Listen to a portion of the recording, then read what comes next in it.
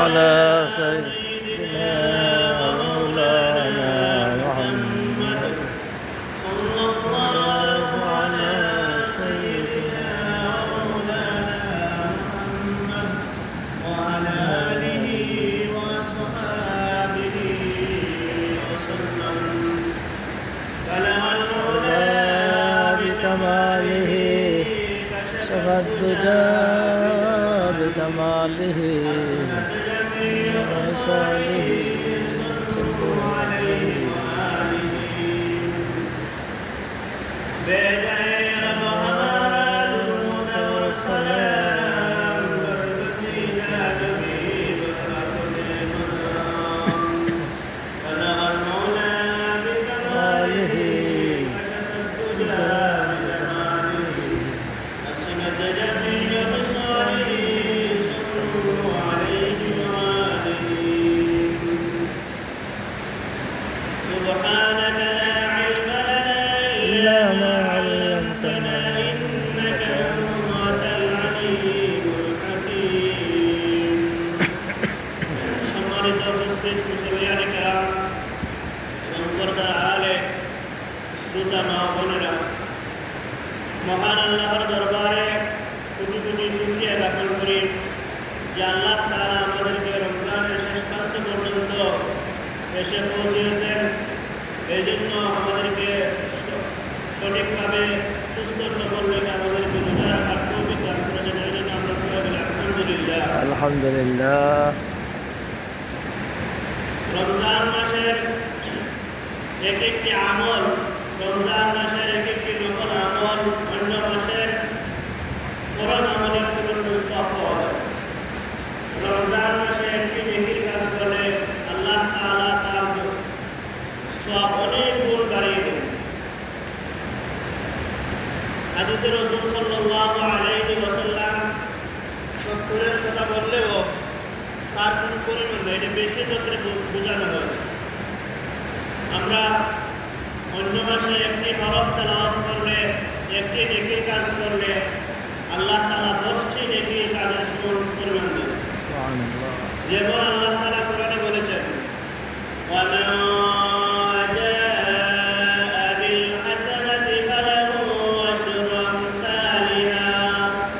যে কোনো ব্যক্তি যদি নেক কাজ করে, ভালো কাজ করে, আল্লাহ তাআলা তাকে সমপরিমাণ 10টি ভালো কাজ করা দিয়ে থাকেন, সওয়াব দিয়ে থাকেন।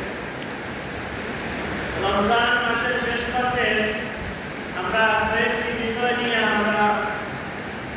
আমাদের কয়েকটি বিষয় লক্ষ্য রাখতে হয়। একটা বিষয় হলো তো রমজানে আমরা আমাদের সারা বছরের মাল সম্পদ হিসাব করে আমরা যাকাত আদায় করি। যাদের নেশাব পরিমাণ শরীয়ত কর্তৃক নির্ধারিত যে নেশাব রয়েছে 7.5 তোলা স্বর্ণ অথবা 52.5 তোলা রূপের মূল্যের সমপরিমাণ সম্পদ যদি কারো কাছে থাকে, তার প্রয়োজনীয় আসবাবপত্র, খাবার দাবার, ঘর বাড়ি অর্থাৎ তার মূল প্রয়োজনীয় ব্যতীত সম্পদ যদি তার থাকে, আর এই সম্পদের উপর 1 বছর অতিক্রান্ত হয়, এই সম্পদের উপর তার 1 বছর অতিক্রান্ত হয়, তখন তার উপর যাকাত ফরজ হয়।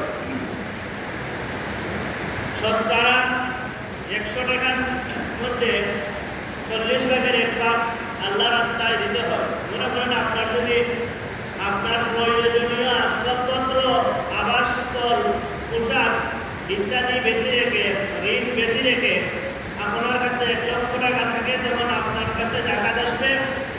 মনে করেন 2,500 টাকা আপনি এখান থেকে যাকাত প্রদান করতে পারবেন।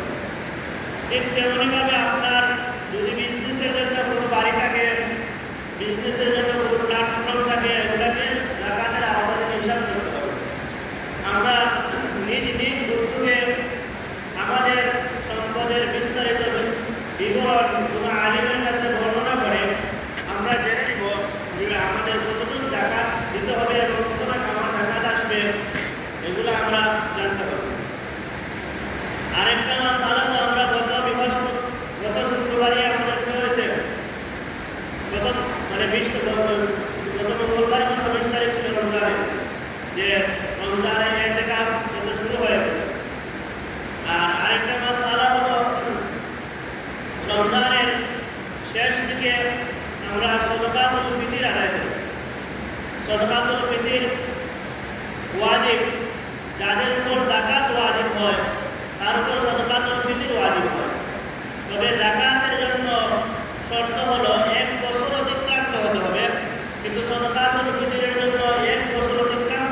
জরুরি না।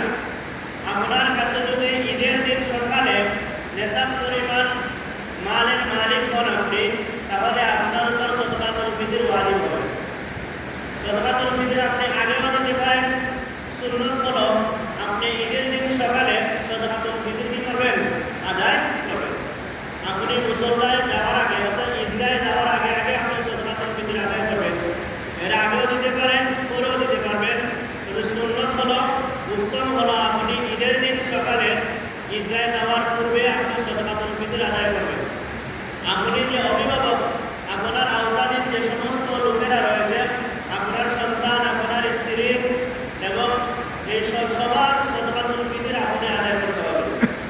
আপনার সন্তান যদি তার নিজস্ব সম্পদ থাকে, সে আমার উপর আলাদা সদকা আসে, মানে যাকাতের সমপরিমাণ নেশাবের মাল তার উপর থাকে, তাহলে আপনি তার সম্পদ থেকে দেবেন তার অনুমতি ক্রমে। অন্যথায় আপনার উপর তার সদকাতুল ফিতর আদায় করতে হবে। সদকাতুল ফিতর হলো আমাদের সমাজার্থে, আমাদের দিন চলার সমাজার্থে উলামায়ে কেরাম হিসাব করে আমাদেরকে সামনে এনে দিয়েছে। হিসাব হলো সোয়াতিন কেজি, আরবিতে সা বলা হয়, আধা সা হলো যেটা সোয়াতিন পরে 300 বলা হয়, অর্থাৎ 2 কেজি 750 গ্রাম আটা, এর দ্বিগুণ হবে 1 সা। আমরা যে খেজুর, জম ইত্যাদি দেই তখন হবে 1 সা।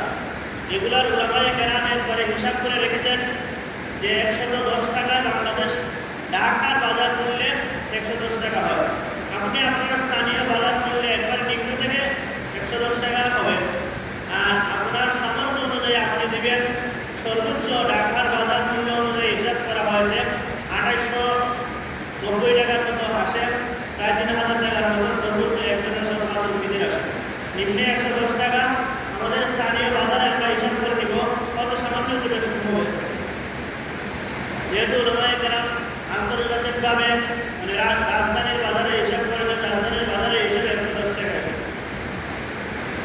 আমরা এগুলা অবশ্যই কি করব? আমাদের যাদের উপর ওয়াজিব হয় আমরা আদায় করব। আরেকটা মাসআলা হলো, আমরা যাদের রোজা রাখার সামর্থ্য নাই, মানে এমন বৃদ্ধ হয়েছে যে বৃদ্ধের কারণে উনি রোজা রাখতে পারেন না, আর ওনার এমন অসুস্থতা হয়েছে যে অসুস্থতার জন্য উনি রোজা রাখতে পারেননি, আর এই অসুস্থতা থেকে মুক্তিরও কোনো আশা করা যায় না মৃত্যু ছাড়া, মানে এই অবস্থায় উনি মৃত্যুবরণ করবেন, উনি আর সুস্থ হবেন না, তাহলে উনি ফিদিয়া দিবেন। ওয়ালাল্লাযীনা ইউতিকুনাহু ফিদিয়াতুন মিসকিন, এই যে আসছেন এটা ফিদিয়া দিবেন। অর্থাৎ প্রতি রোজায় একটা সদকাতুল ফিতর আদায় করতে হবে। প্রতি রোজার ক্ষেত্রে একটা সদকাতুল ফিতর ফিদিয়া দিবেন। ফিদিয়ার ক্ষেত্রে আলাদাভাবে কোরআনে বর্ণিত হয়েছে আপনি 60 জন মিসকিনকে ফিদিয়া দিবেন। সদকাতুল ফিতর প্রতিদিন রোজা থেকে একটা ফিদিয়া দিবেন। আর যদি কেহ মানে রোজা ইচ্ছাকৃতভাবে কাজা করে, তাহলে হাদিসে বর্ণিত আছে আপনি একটা রোজার বদলা 60টা রোজা ধারাবাহিক রাখতে হবে। এটা হলো একটা। আর আপনি এমন সমস্ত দিনে রোজা রাখতে হবে যে সমস্ত দিনে শরীয়ত কর্তৃক নির্ধারিত, মানে রোজা হারাম হওয়ার 5টা দিন রয়েছে বছর। 2 ঈদুল আজহা এবং ঈদুল ফিতর। 3 নম্বর হলো আইয়ামে তাশরীক দিন। এই 5 দিন রোজা রাখা হারাম। এই 5 দিন ব্যতীত অন্য যে কোনো দিন কি করতে হবে? রোজাগুলা রাখতে হবে। একটি রোজা কাজা করে 60টা রোজা ধারাবাহিক আপনি রাখতে হবে। দ্বিতীয় সুরত হলো আপনি যদি রোজা রাখতে সক্ষম না হন, তাহলে আপনি 60 জন মিসকিনের খাবার, 2 বেলার খাবার দিতে হবে একদিন একটা রোজার পরিবর্তে। আরেকটা সিস্টেম রয়েছে যেটা আমাদের বর্তমানে প্রচলন নাই, গোলাম আদত করা। যেহেতু এটা আমাদের এখানে প্রচলন নাই, এখন বিশ্বে এই প্রচলন নাই, এই জন্য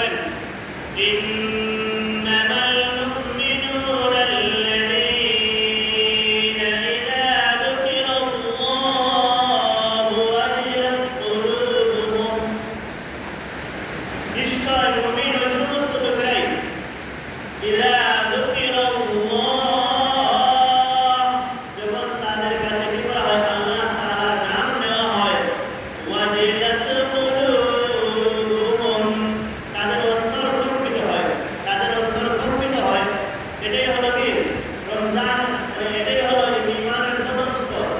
আপনার কাছে যদি আল্লাহ তাআলার নাম নেওয়া হয়, আল্লাহ তাআলার আলোচনা করা হয়, আল্লাহ তাআলার জিকির হয়, তাহলে আপনার ভিতরে একটা অবস্থান সৃষ্টি হতে হবে, আপনার ভিতরে একটা নাড়াচাড়া দিতে হবে, তাহলে বুঝবেন আপনার ইমান পরিপূর্ণতা রয়েছে। আমরা লক্ষ্য করেছি, আমরা ছোটবেলা দেখেছি আমাদের মা চাষিরা যখন আঘাত হইত তখন কি করতেন? মাথায় কাপড় দিতেন। এটা তাদের ইমানের আলামত। যেটা আল্লাহ তাআলা বলেছেন, ইযা যুকিরাল্লাহু ওয়াজিলাত কুলুবুহুম।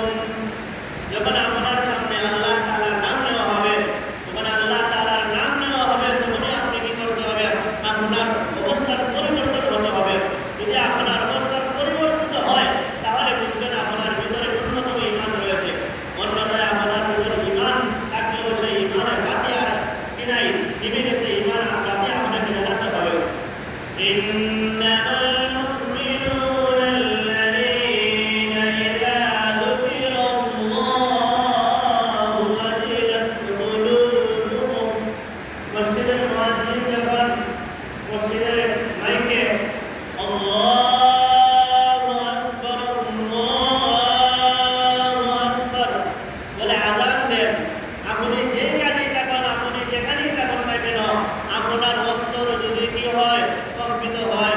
আপনার মসজিদে যাওয়ার প্রতি, নামাজের প্রতি যদি আপনার মনোনিবেশ হয়, নামাজে যাওয়ার জন্য যদি আপনার মন চায়, আপনার মন পরিবর্তন হয়, তাহলে বুঝবেন আপনার প্রতি কি রয়েছে? ইমান রয়েছে। আপনার অন্তরে ইমানের বাতি জালো রয়েছে। মুসলমান হিসেবে তো সবার মধ্যে ইমান রয়েছে, কিন্তু আল্লাহ তাআলার নাম শোনার পরে যদি আপনার অন্তরে অবস্থান সৃষ্টি হয় যে এখন তো মসজিদে আযান হয়েছে, আমাকে নামাজে যেতে হবে, আমাকে আল্লাহ তাআলার দরবারে হাজিরা দিতে হবে, আমার ফরজ বিধান আদায় করতে হবে, যদি এই কথাটা আপনার অন্তরে আসে, আপনি কাজ ছেড়ে মসজিদে চলে আসেন, তাহলে বোঝা গেল আপনার অন্তরে ইমানের একটা কি রয়েছে? ইমান রয়েছে, পরিপূর্ণ ইমান রয়েছে। অন্যথায় আপনার ইমান থাকলেও আপনার ইমান নিম্নতর এবং দুর্বল বেঁচে আছেন ইমান দিয়ে।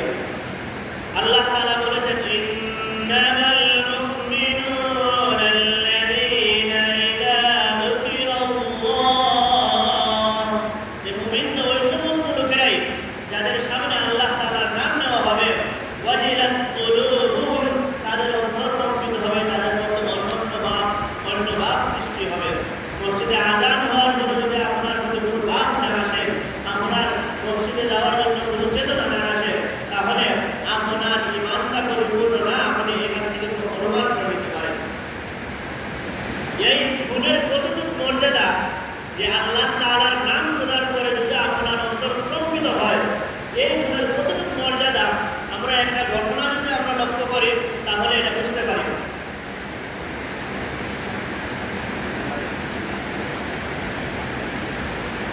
যে আব্দুল্লাহ ইবনে মুবারক রাহমাতুল্লাহি আলাইহি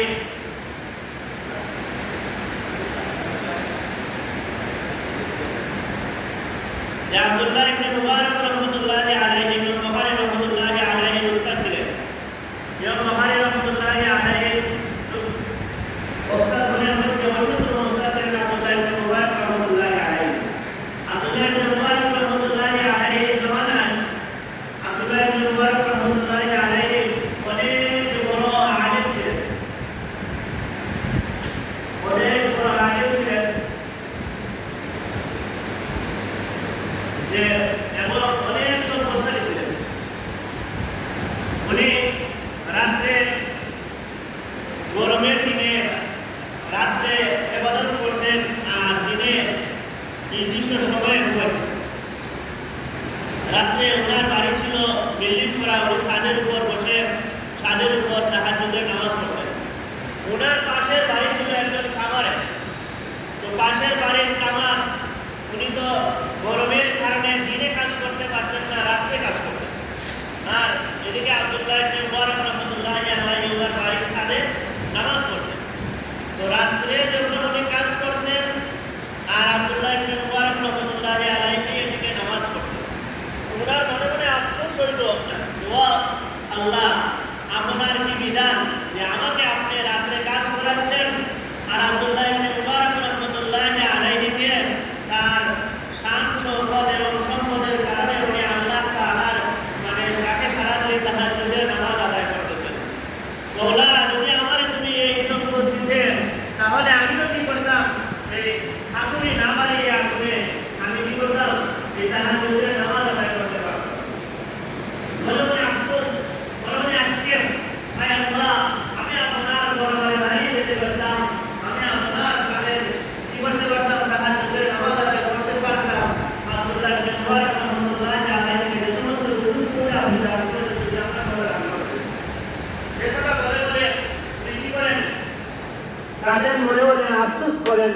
যে আল্লাহ আমার তো এই সম্পদ নাই, যে আমি কি করতে হবে, আমি তো আমার দিনে কাজ করতে হবে। আব্দুল্লাহ ইবনে মুবারক রাহমাতুল্লাহি আলাইহির পাশের বাড়ির কামার আইন করা ছিল। যখন মসজিদে আযান হইতো, আল্লাহু আকবার যখন আযান হইতো, তখন তিনি করতেন ওনার হাতুড়িটা উঠাতেন। যখন আযান হইতো উনি হাতুড়ি আর বাড়ি না দিয়ে পিছনের দিকে নামাজে চলে যেতেন, মসজিদে চলে যেতেন। ওনার গুণ ছিল, একটা গুণ ছিল উনি আক্ষেপ করতেন যে আব্দুল্লাহ ইবনে মুবারক রাহমাতুল্লাহি আলাইহির মতো আমি তো নামাজ পড়তে পারতেছি না। আরেকটা গুণ হলো যখন আযান হইতো, যখন আযান মসজিদে হইতো, ইযা যুকিরাল্লাহু ওয়াজিলাত কুলুবুহুম, যখন আল্লাহর নাম নেওয়া হইতো তখন ওনার অন্তর কম্পিত হয়ে যেত, মসজিদে চলে যেতেন, নামাজে চলে যেতেন। এই দুইটা গুণ ছিল আব্দুল্লাহ ইবনে মুবারক রাহমাতুল্লাহি আলাইহির পাশে এক কামারের এই দুইটা গুণ ছিল। যখন আব্দুল্লাহ ইবনে মুবারক রাহমাতুল্লাহি আলাইহির ইন্তেকাল হয়ে গেল, উনার পাশের আশপাশের আরেকজন বুজুর্গ ছিলেন, উনি একদিন স্বপ্নে দেখেন আব্দুল্লাহ ইবনে মুবারক রাহমাতুল্লাহি আলাইহি জান্নাতে বিচরণ করতেছেন। তো জান্নাতে বিচরণ করতেছেন, আব্দুল্লাহ ইবনে মুবারক রাহমাতুল্লাহি আলাইহি বললেন, ও আব্দুল্লাহ, তুমি তো বা ইন্তেকাল হয়ে গেছে তোমার, তুমি তো জান্নাত পেয়ে গেছো, তুমি তো সফল। তাহলে আব্দুল্লাহ ইবনে মুবারক রাহমাতুল্লাহি আলাইহি বলেন, আরে ভাই আমি কি শুভ হয়েছে, আমার বাড়ির পাশে যে কামার রয়েছে আল্লাহ তাআলা তাকে আমার জান্নাতের চেয়ে আরো অনেক সুসজ্জিত এবং নিয়ামতপূর্ণ জান্নাত আল্লাহ তাআলা তার জন্য বরাদ্দ করে রেখেছেন। তখন এই বুজুর্গের হঠাৎ করে কি বিষয়, আব্দুল্লাহ ইবনে মুবারক রাহমাতুল্লাহি আলাইহি বুখারী রাহমাতুল্লাহি আলাইহির উস্তাদ, ওনার মর্যাদার চেয়েও ওনার পাশের বাড়ির খামারের মর্যাদা বেশি হয়ে যায়। এই কারণটা কি, এটা তো জানতে হবে। তো উনি ওই খামারের মধ্যে বের হলেন, খামারের মধ্যে বের হয়ে ওনার স্ত্রীকে জিজ্ঞাসা করলেন যে আপনি কারো যদি কারো সম্বন্ধে জানতে হয় তার সাথীকে জিজ্ঞাসা করবেন, তার সাথে যারা চলে, তাদেরকে জিজ্ঞাসা করতে হবে তার কি গুণ রয়েছে। আর স্বামী স্ত্রীর ওইটা সবচেয়ে বেশি চলা, বন্ধু বান্ধবকে জিজ্ঞাসা করতে পারেন। আর উনি ওনার স্ত্রীকে জিজ্ঞাসা করেছেন যে তোমার স্বামী কি এমন গুণ রয়েছে যে গুণের কারণে উনি আব্দুল্লাহ ইবনে মুবারক রাহমাতুল্লাহি আলাইহির চেয়েও মর্যাদাপূর্ণ বেশি জান্নাত পেয়ে গেলেন। কারণটা কি, ওনার কি গুণ রয়েছে যে গুণের কারণে উনি সেই মর্যাদায় আসীন হয়েছেন, সেই মর্যাদায় আসীন করেন, এই গুণগুলো আপনি আলোচনা করেন। তখন আব্দুল্লাহ ইবনে মুবারক রাহমাতুল্লাহি আলাইহির স্ত্রী বলেন, আমার স্বামীর দুইটা গুণ ছিল। একটা গুণ হলো মসজিদের মিনারে যখন আযান হইতো আল্লাহু আকবার, তখন আমার স্বামী কাজ ছেড়ে যেতেন, কাজ ছেড়ে নামাজে চলে যেতেন। ইযা যুকিরাল্লাহ, যখন আল্লাহ তাআলার নাম নেওয়া হতো, ওয়াজিলাত কুলুবুহুম, তখন ওনার অন্তর কম্পিত হয়ে যেত, উনি আল্লাহ তাআলার দিকে চলে যেতেন, নামাজে চলে যেতেন। এটা ছিল আমার স্বামীর প্রথম গুণ। এই কথায় আল্লাহ তাআলা বলেছেন, ইন্নামাল মুমিনুনা আল্লাযীনা, মুমিন তো সমস্ত লোকেরাই ইযা যুকিরাল্লাহ, যখন তাদের সামনে কি করা হয়, আল্লাহ তাআলার নাম নেওয়া হয়, ওয়াজিলাত কুলুবুহুম, তাদের মধ্যে পরিবর্তন আসে, তাদের মধ্যে কি আসে, পরিবর্তন আসে। আব্দুল্লাহ ইবনে মুবারক রাহমাতুল্লাহি আলাইহির পাশে বাড়ির কামার কি করতেন, যখন মসজিদে আল্লাহু আকবার আযান হইতো তখনই তৎক্ষণাৎ কাজ ছেড়ে যেতেন। এমনকি হাতুড়ি যদি উঠাতেন তখন হাতুড়ি আর এদিকে না আনে, এদিকে পিছনে ফেলে নামাজে চলে যেতেন। এটা ছিল আমার স্বামীর এক নম্বর গুণ। দুই নম্বর গুণ ছিল আব্দুল্লাহ ইবনে মুবারক রাহমাতুল্লাহি আলাইহি অনেক সম্পদশালী হওয়ার কারণে উনি গরমের দিনে কাজ করতে পারতেন না, রাত্রে কি করতেন, ওনার বাসার ছাদে তাহাজ্জুদের নামাজ আদায় করতেন। আর আমার স্বামী গরমের কারণে দিনে কাজ করতে পারতেন না, রাত্রে কাজ করতেন। আর ওনার নামাজ পড়া দেখে দেখে চোখের পানি ফেলতেন আর বলতেন, আল্লাহ আমাকে যদি এই অবস্থা রাখতেন আমি তোমার সামনে দাঁড়িয়ে যেতে পারতাম, আমি তাহাজ্জুদের নামাজ আদায় করতে পারতাম। এই দুই গুণ ছিল আমার স্বামীর। এই দুই গুণের কারণে হয়তো আল্লাহ তাআলা আমার স্বামীকে আব্দুল্লাহ ইবনে মুবারক রাহমাতুল্লাহি আলাইহির চেয়েও অধিক মর্যাদাবান করেছেন। তখন উনি বুঝতে পারলেন যে আল্লাহ তাআলার কাছে মানে এই গুণের কতটুকু মূল্য। ইযা যুকিরাল্লাহ, যখন আল্লাহ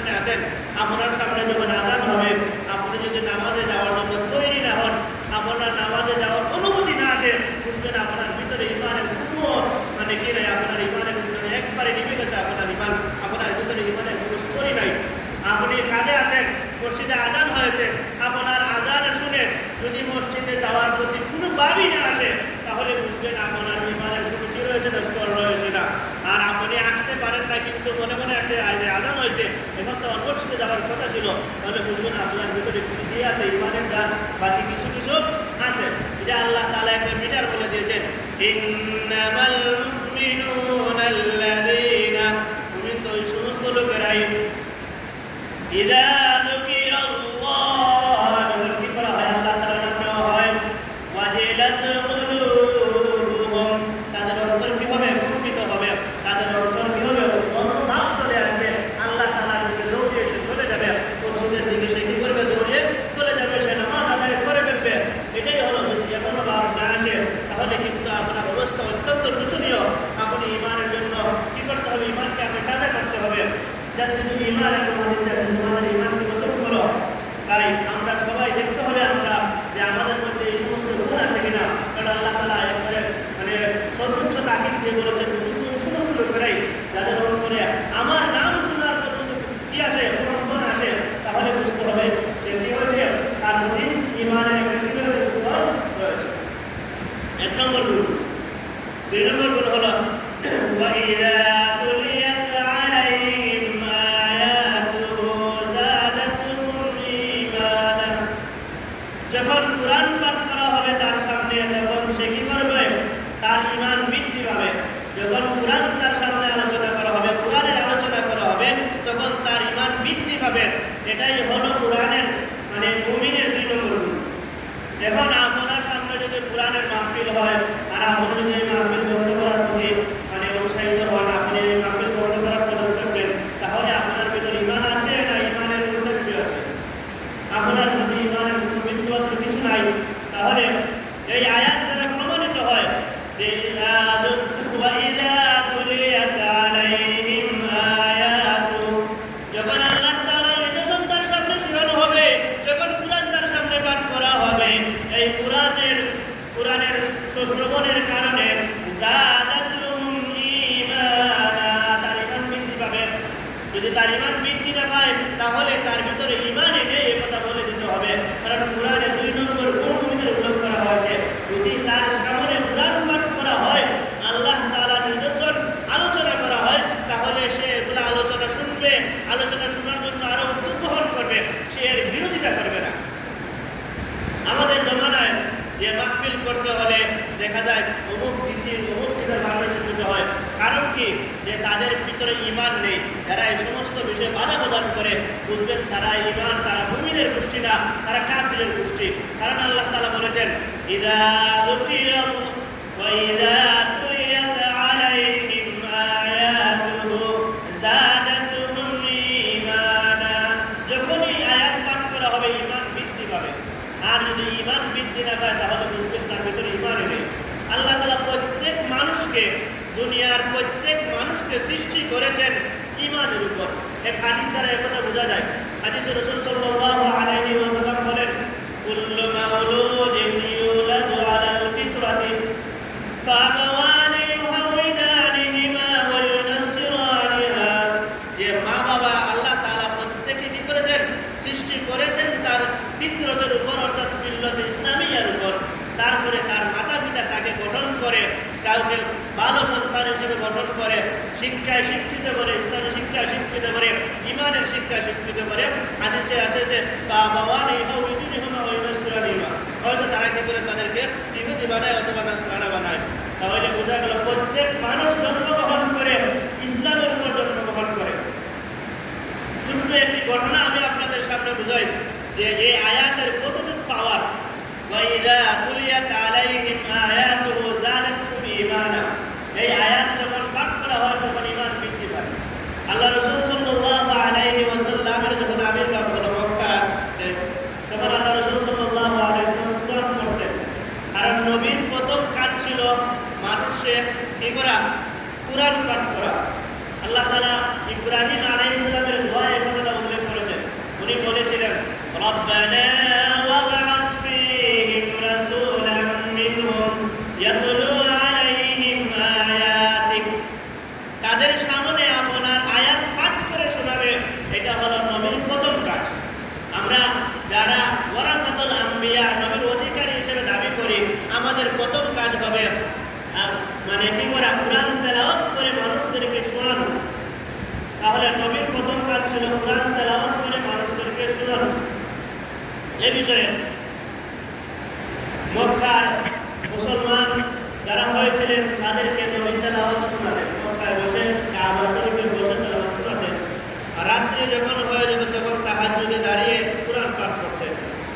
এই কোরআনের এতটুকু পাওয়ার ছিল যে কাফেররা যখন শুনতো এই কোরআনের বাণী শোনার কারণে তাদের ঈমান বৃদ্ধি হয়ে যেত, অর্থাৎ তাদের মুমিন তাদের অন্তরে যে ঈমানের যে বাতি রয়েছে এই বাতিটা জ্বলে যেত। যাদাতুহুম ঈমানান, তাদের ঈমান বৃদ্ধি হয়ে যেত। দেখা যায় নবীর তেলাওয়াত শুনে অনেক মানুষ মুমিন হয়ে যাচ্ছে। তখন কাফেররা কি বলতে লাগলো, হায় হায় আমাদের তো মিশন বন্ধ হয়ে যাবে, আমাদের মিশন বাতিল হয়ে যাবে, আমরা বিকল্প একটা ব্যবস্থা করতে হবে। বিকল্প ব্যবস্থা কি? মুহাম্মদ সাল্লাল্লাহু আলাইহি ওয়াসাল্লাম যেভাবে কোরআন করেন আমরা এর ব্যতিক্রম অন্য কোনো জিনিস কি করতে হবে, চালু করতে হবে। এমন জিনিস চালু না করলে ওনার তেলাওয়াতে মানুষ সব মুসলমান হয়ে যাবে। কারণ কোরআনের পাওয়ার ওয়া ইযা তুলিয়াত আলাইহিম আয়াতু, যখনই আয়াত তেলাওয়াত করা হবে যাদাতুহুম ঈমানা, এখানে আল্লাহ বলেন নাই যাদাতুহুম ঈমানুল মুসলিমিন, কথা বলেন নাই। আল্লাহ তাআলা বলেছেন তাদের ঈমান বৃদ্ধি হবে, তারা হলো মানুষ, মানুষের ঈমান অবশ্যই বৃদ্ধি পাবে। যেহেতু আল্লাহ তাআলা প্রত্যেক মানুষকে ঈমানের উপর জন্ম দিয়েছে, তখন তারা ব্যতিক্রম বার করার জন্য নবী রাদিয়াল্লাহু তাআলা আনহুকে বাড়া করত। উনি ছিলেন একজন কবি। উনাকে বলল যে আপনি মানুষদেরকে কবিতা শোনাবেন, আর কবিতা শুনে মুহাম্মদ সাল্লাল্লাহু আলাইহি ওয়াসাল্লামের কোরআন থেকে মানুষ বিরত থাকবেন, তখন আর কি হবে না, ঈমান গ্রহণ করবে না, আমাদের মিশন কি হবে না, বাতিল হবে না। তখন নবী রাদিয়াল্লাহু তাআলা আনহুকে বাড়া করলো তারা। তখন ওনাকে বললেন আচ্ছা আমি যে কোরআন মানে তাদেরকে কবিতা শোনাতাম, আমাকে স্যাম্পল দাও যে এই স্যাম্পল অনুযায়ী আপনি কি করেন, মুহাম্মদ সাল্লাল্লাহু আলাইহি ওয়াসাল্লাম যেভাবে মানে কোরআন করতেছেন আপনি ঠিক এভাবে কি করবেন, কবিতা বা আবৃত্তি করে ওদেরকে শোনাবেন। তখন তারা স্যাম্পল দিল, আউযু বিল্লাহি মিনাশ শাইতানির রাজীম, বিসমিল্লাহির রাহমানির রাহিম, ইন্না আ'তাইনাকাল কাউসার ফাসাল্লি লিরাব্বিকা ওয়ানহার, ইন্না শানি'আকা হুয়াল আবতার। এটা হলো স্যাম্পল যে কোরআনের অনেক লম্বা লম্বা আয়াত, অনেক লম্বা লম্বা সূরা তারা স্যাম্পলে পেশ করে নাই, মাত্র 3টা আয়াত কোরআনের সর্বছোট সূরাকে তারা কি করেছে, স্যাম্পল হিসাবে নবী রাদিয়াল্লাহু তাআলা আনহু দরবারে পেশ করেছে। যে আপনি এভাবে কবিতা আবৃত্তি করবেন, এভাবে সূরা কাউসার আল্লাহ অবতীর্ণ করেছেন, এভাবে আপনি কি করবেন, আপনি কবিতা আবৃত্তি করবেন, যার ফলে কাফিররা আর কি হবে না, মুসলমান হবে না। কারণ নবীর কোরআনের এতটুকু পাওয়ার রয়েছে, যেই শুনে তার ভিতরে কি হয়ে যায়, ঈমানের জ্বালা উঠে যায়, সে মুমিন হয়ে যায়। তখন নবী রাদিয়াল্লাহু তাআলা আনহু যখন শোনানো হলো ইন্না আ'তাইনাকাল কাউসার ফাসাল্লি লিরাব্বিকা ওয়ানহার, ইন্না শানি'আকা হুয়াল আবতার, উনি বলেন লাইসা হাযা কালামুল বাশার, না এগুলো কোনো মানুষের কথা নয়, এগুলো কোনো মানুষের কথা হতে পারে না, কোনো কবির কথা হতে পারে না, কোনো সাহিত্যিকের কথা এগুলো হতে পারে না। নবী রাদিয়াল্লাহু তাআলা এগুলো শুনে কি করে নিলেন, ঈমান গ্রহণ করে নিলেন। তখন কাফিররা দিতে বিপরীত হয়ে গেল, আনছিল ওনাকে ভাড়া করে কোরআনের বিরুদ্ধে মানুষদের কি করবে, কবিতা শোনাবে, ঈমান থেকে বিরত রাখবে। কিন্তু তার ফলাফল পাল্টা হয়ে গেল যে ওয়া ইযা তুলিয়াত আলাইহিম আয়াতু যাদাতুহুম ঈমানা, যখন তাদের সামনে কি করা হবে, কোরআন পাঠ করা হবে, তাদের ঈমান বৃদ্ধি পাবে। সে চাই মুসলমানই হোক অথবা কাফিরই হোক। আমাদের দেশে যারা কোরআনের মাহফিলকে বন্ধ করা, কোরআনের তেলাওয়াতকে বন্ধ করা পায়তারা করে, এরা জাহিলি যুগের 1400 বছর পূর্বে যে আল্লাহ রাসূলের আবির্ভাব হয়েছিল, তখন যে কাফিরগুলো ছিল, এই কাফির চেয়ে বেশি কঠোর হইল এই সমস্ত লোকেরা যারা কোরআনের মাহফিল বন্ধ করা, যারা কোরআনের অনুষ্ঠান বন্ধ করা, যারা কোরআনের মানে আলোচনা বন্ধ করার জন্য চেষ্টা করে, এই 1400 বছর পূর্বের কাফির চেয়ে কঠোর কাফির মনে হয়। কোরআনের ভাষায় একটা বোঝা যায়, এই বলতেছি না, কোরআনের কথায় একটা বোঝা যায়। কারণ কোরআনে আল্লাহ তাআলা বলছেন ওয়া ইযা তুলিয়াত আলাইহিম আয়াতু যাদাতুহুম ঈমানা, তাদের ঈমান বৃদ্ধি পাবে। মাহফিল হলে সে মাহফিলে আসার কথা ছিল, সে মাহফিলের পরিচালনা করার কথা ছিল, মাহফিলে সাহায্য করার কথা ছিল, মাহফিলকে পরিপূর্ণ কিভাবে হয়, মাহফিলটা কিভাবে সুন্দর হয় এটা করার কথা ছিল। কিন্তু এটা না করে সে ব্যতিক্রম করা, এর মানে হলো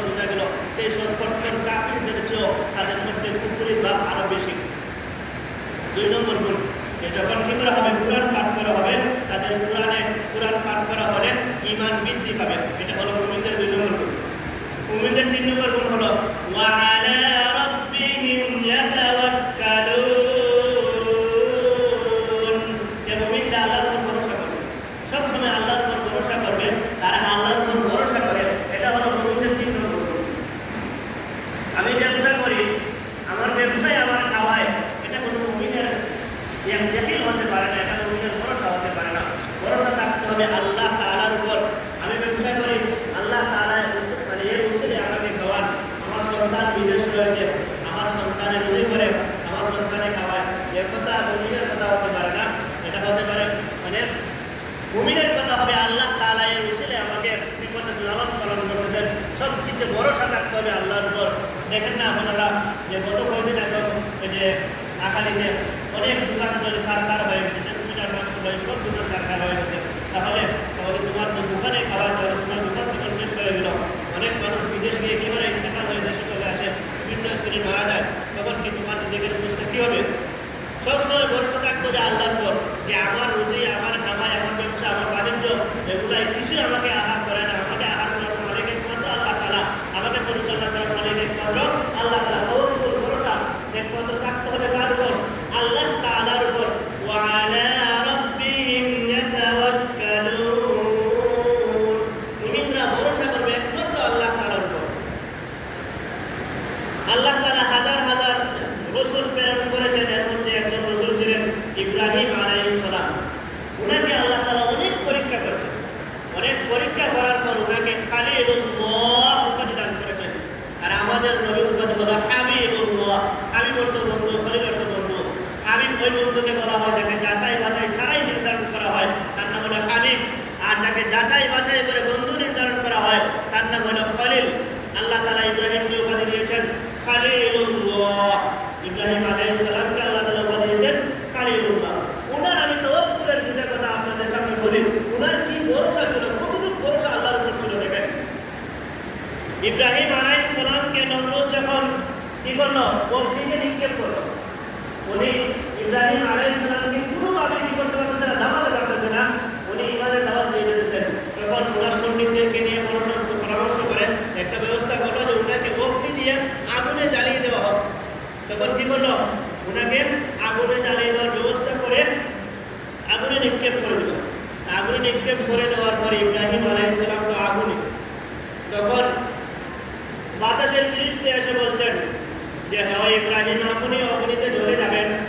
আপনি যদি পারমিশন দেন তাহলে আমি বাতাসকে জ্বালিয়ে দিব। তখন বাতাস সব আগুনকে উড়িয়ে দিবে, আপনার আর ক্ষতি হবে না। তখন ইব্রাহিম আলাইহিস সালাম বলেছেন আমিনকা আমিনাল্লাহ, তুমি তোমার পক্ষ থেকে এসেছো না আল্লাহর পক্ষ থেকে এসেছো। তখন ইব্রাহিম আলাইহিস সালামকে জিজ্ঞাসা করেন নাই, ইব্রাহিম আলাইহিস সালাম অগ্নি জ্বলতেছেন, এর প্রতি কোনো পরোয়া করেন নাই, কিন্তু জিজ্ঞাসা করতেছেন তুমি আমার পক্ষ, তোমার নিজের পক্ষ থেকে এসেছো নাকি আল্লাহর পক্ষ থেকে এসেছো? তুমি যদি তোমার পক্ষ থেকে এসে দেখো আমার তোমার কোনো সাহায্যের প্রয়োজন নাই। আমি খলিলুল্লাহ, আমার আল্লাহ, আমার বন্ধু আমাকে দেখতেছে, আমি অগ্নিতে জ্বলে যাচ্ছি। যদি আমার বন্ধু আমাকে রক্ষা করে, আল্লাহ তাআলা যদি আমাকে রক্ষা করেন তাহলে করবেন, না হয় আমি আল্লাহর রাস্তায় অগ্নিতে কি হয়ে যাবো, জ্বলে যাবো। আরেক ফেরেশতা আসলেন, মেঘের ফেরেশতা, এসে বললেন ও ইব্রাহিম, আপনি অগ্নিতে চলে যাচ্ছেন, আপনি যদি আমাকে হুকুম দেন আমি বৃষ্টি বর্ষণ করে দেব, যে বৃষ্টির কারণে আগুন নিভে যাবে। তখন ইব্রাহিম বলেছেন আমার ভরসা তোমার উপর না, তুমি নিজের পক্ষ থেকে এসেছো। আমিনকা আমিনাল্লাহ, তুমি তোমার পক্ষ থেকে এসেছো না আমার প্রভুর পক্ষ থেকে এসেছো। এটা তুমি বলো যে তুমি বৃষ্টি দিয়ে আগুন নিভিয়ে দিবে, এটা তোমার নিজের কথা না আমার হাবিবের কথা না আমার বন্ধুর কথা, আমার আল্লাহর কথা, এটা তুমি বলো। তখন ইব্রাহিম আলাইহিস সালাম, তখন ফেরেশতা বলল না আমি আমার পক্ষ থেকে এসেছি। তখন ইব্রাহিম আলাইহিস সালাম বলেন না, আমার এই সাহায্যের কোনো প্রয়োজন নাই, আমার এই সাহায্যের কোনো দরকার আমার নাই। ইব্রাহিম আলাইহিস সালামকে পাহাড়ের দায়িত্বে যে সমস্ত ফেরেশতা ছিলেন তারা এসে বললেন যে ও ইব্রাহিম, আপনি তো এখন জলে ছারখার হয়ে যাবেন, আপনি যদি আমাকে আদেশ দেন তাহলে আমি কি করে দিব, মানে আগুনকে, মানে এই জায়গাকে উল্টিয়ে দিব, তখন সব আগুন নিভে যাবে।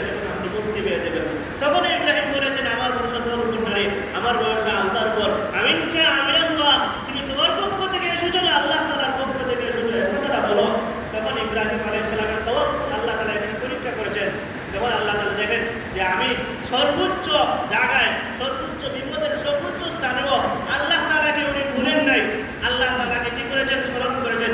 এই জন্য আল্লাহ তাআলা ওনাকে খালিলুল্লাহ উপাধি দিয়েছেন। আল্লাহ তাআলার উপর তওয়াক্কুল থাকার কারণে, আল্লাহ তাআলার উপর ভরসা থাকার কারণে আল্লাহ তাআলা ওনাকে কি করেছেন, উনার জন্য উনার প্রতি যখন আগুনটি বলছেন কুনি বারদান ওয়া সালামান, তুমি কি হয়ে যাও ইব্রাহিমের উপর ঠান্ডা এবং শান্তিদায়ক ঠান্ডা হয়ে যাও। এমন ঠান্ডা হয় না যে ঠান্ডা ইব্রাহিমের ক্ষতি করে, বারদান ওয়া সালামান বলছেন, শান্তিদায়ক ঠান্ডা হোক, যে ঠান্ডা ইব্রাহিমের কি হয়, শান্তি হয়। যখন ইব্রাহিম আলাইহিস সালামকে বেশ থেকে কি করা হলো, পোশাক পরিধান করে দেওয়া হলো এবং আগুন তাকে শান্তির জন্য হয়ে গেল, দেখলো যে তারা কি করে নাই, মানে ইব্রাহিম আলাইহিস সালাম আগুনে জ্বলে গেল। আমাদের প্রকৃতির চাহিদা হলো কি আগুনে কি করে মানুষকে জ্বালায়, কিন্তু ইব্রাহিমকে আগুনে কি করে নাই, জ্বালায় নাই। কোন কারণে? ওয়ালা রাব্বিহিম ইয়াতাওয়াক্কালুন, তারা কি করে, আল্লাহ তাআলার উপর ভরসা করে, আল্লাহ তাআলার উপর তাদের ভরসা থাকে, এই জন্য তাদেরকে কি করে নাই, আগুন জ্বালায় নাই। এখানে আমি তিনটা গুণ আলোচনা করেছি। একটা হলো ইযা যুকিরাল্লাহু ওয়াজিলাত কুলুবুহুম, মসজিদে আযান হলে আপনি মসজিদে আসার ভাব আপনার অন্তরে সৃষ্টি হবে, এটা হলো একটা গুণ। দুই নম্বর গুণ হলো কুরআন তেলাওয়াত শুনলে আপনার প্রতি ঈমান বাড়বে, বুঝলেন? তিন নম্বর গুণ হলো আল্লাহর উপর ভরসা থাকতে হবে। এই মুমিনের